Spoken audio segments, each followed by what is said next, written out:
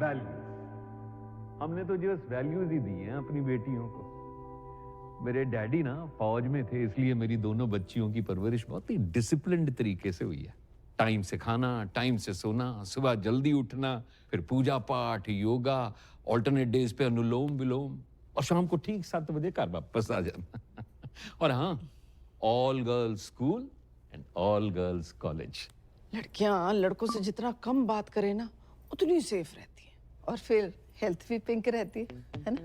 Correct Mrs चड्डा, safety बहुत जरूरी है।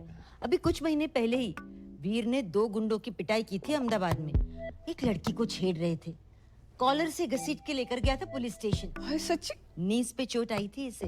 एंड दिस, ये देखिए आंख के पास वी शेप का निशान भी बन गया। It's okay, let them know, brave boy. V for Veer. हाँ, और V for वेटरनेटेरियर।